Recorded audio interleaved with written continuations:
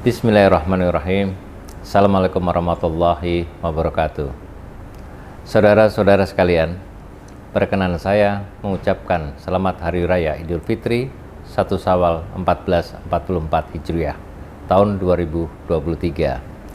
Taqabbalallahu minna wa minkum, taqabbal ya karim, minal aidin wal faidin. Mohon maaf lahir dan batin.